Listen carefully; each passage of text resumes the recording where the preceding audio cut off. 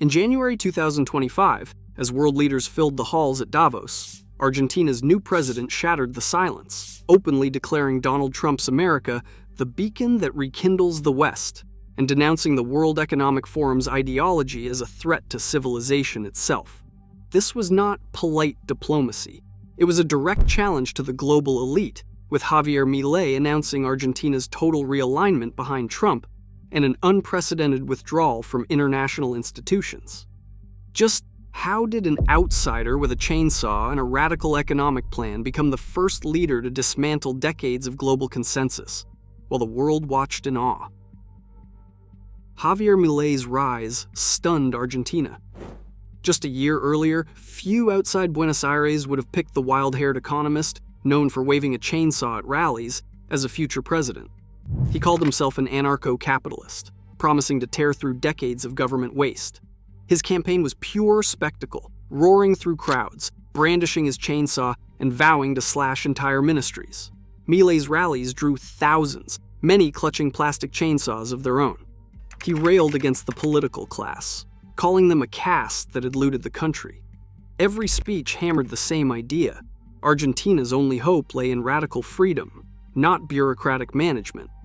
The establishment dismissed him as a sideshow, a protest vote with no real path to power. But in December 2023, voters delivered a shock. Milei defeated his rivals with a decisive margin, fueled by anger at runaway inflation and years of broken promises. His victory wasn't just about policy, it was about persona. He promised to blow up the central bank, cut regulations, and end what he called Argentina's cycle of decline. For many, the chainsaw became more than a prop. It was a symbol of hope, that someone finally would have the nerve to take on the system. Milei's first weeks in office made clear he wasn't bluffing. He slashed the cabinet in half, merging ministries and firing senior officials by decree. The message was unmistakable. Argentina's new president intended to govern exactly as he campaigned: relentless, unpredictable, and unafraid. His outsider status, once a punchline, became his greatest strength. Milei's mandate was simple but sweeping: tear down the old order, no matter how loud the resistance. The world, and Argentina's battered political class, watched to see if the man with the chainsaw could actually deliver on his threats. Within weeks of taking office, Milei's administration began publishing numbers that stunned even his critics. The government's first monthly fiscal report showed a primary surplus, breaking a streak of deficits that stretched back over a decade.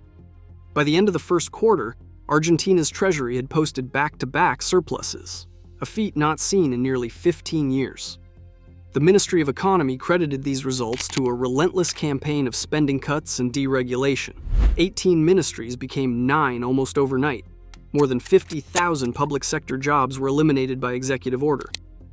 Energy and transportation subsidies, long considered untouchable, were slashed by 75%. Every day, 2 old regulations disappeared, replaced by a new rule. If it does not help growth, it goes. The impact rippled through the numbers.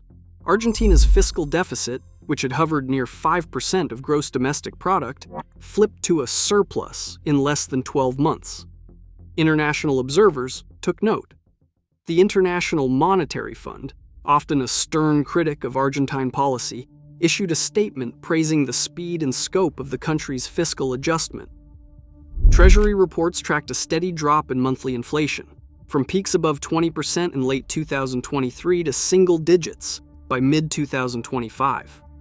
By the end of that year, annual inflation had fallen below 50% for the first time since the pandemic. Behind the headlines, the administration's approach was clear: shock therapy, measured not in speeches but in spreadsheets. The cuts were real, not just promises. Ministries that once filled entire city blocks now stood half empty. For the first time in a generation, Argentina's budget was not a guessing game, but a set of hard numbers. The world financial press, long accustomed to Argentine crises, began to describe the country's turnaround as a case study in radical reform.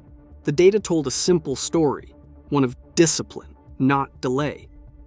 Javier Milei's public philosophy has always been more than a campaign slogan. In speeches from Buenos Aires to Davos, he frames his mission as a moral crusade, not just a political project. At the heart of his argument stands a simple conviction: freedom is not negotiable. Milei draws on the work of economists like Murray Rothbard, Thomas Sowell, and Israel Kirzner, names rarely heard in presidential addresses, to explain why markets, not governments, deliver prosperity and dignity. He insists that attempts to soften capitalism with state intervention only breed stagnation and dependency. His rhetoric often leaps from economics to ethics.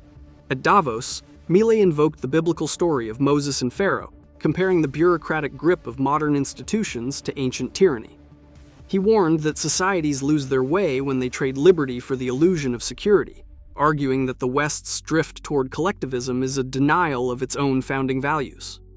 Milei calls for a return to the roots of Western civilization: Greek reason, Roman law, and Judeo-Christian morality. He rejects the relativism he sees in today's global institutions, urging leaders to reclaim principles that made the West strong. For Milei, these are not abstract ideals. They are the foundation for every policy, every cut, every reform. Formal ties between Buenos Aires and Washington deepened almost overnight. In January 2026, Milei stood with Donald Trump and a handful of world leaders to sign the charter for the new Board of Peace, a diplomatic initiative designed to bypass legacy institutions and address global conflicts on their own terms. Argentina's signature carried weight, signaling a clear break from the country's traditional fence, sitting in international affairs. Diplomatic cables confirmed Milei's government was among the first to endorse the board's founding principles, joining leaders from Hungary, Bulgaria, and several Middle Eastern nations. The public embrace went beyond signatures. Milei traveled to Mar-a-Lago for a private meeting with Trump, where both leaders discussed trade, security, and a shared vision for Western renewal. At the America First Policy Institute Gala, Milei took the stage to congratulate Trump on what he called the greatest political comeback in history, a moment that drew headlines across Latin America. Elon Musk, already advising Argentina's deregulation ministry, attended the same event. The gathering of president, former president, and tech titans sent a message: Argentina was not just shifting alliances, but building a new axis of influence. Within weeks, Argentina's foreign ministry released a statement aligning its trade and security priorities with the United States. The move was more than symbolic. It marked the first time in decades that Argentina had so openly tied its fortunes to a single partner, betting on personal bonds and shared ideology to drive policy.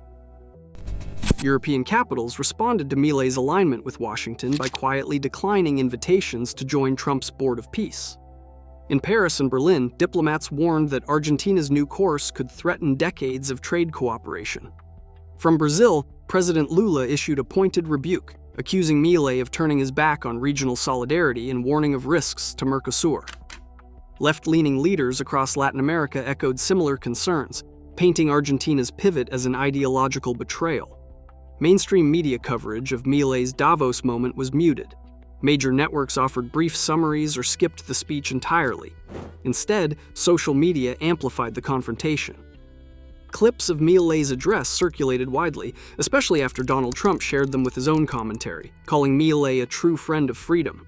Inside Argentina, polling showed a surprising trend. Each new round of international criticism seemed to boost Milei's approval ratings. Supporters framed the backlash as proof that their president was finally standing up to the global order. Argentina's foreign ministry announced the withdrawal of its delegation from UN climate talks just days after Davos, fueling speculation about a possible exit from the Paris Agreement. Economic analysts cautioned that aligning so closely with the United States could jeopardize vital trade ties with China and Brazil. Yet for Milei, the message was clear. Argentina would chart its own path, regardless of who objected. When a world leader openly defies the global order, the shockwaves do not stop at the conference hall. They reshape alliances and force every nation to choose a side. Today, the real battle is not between countries, but between competing visions of freedom itself. The world is watching. What do you think?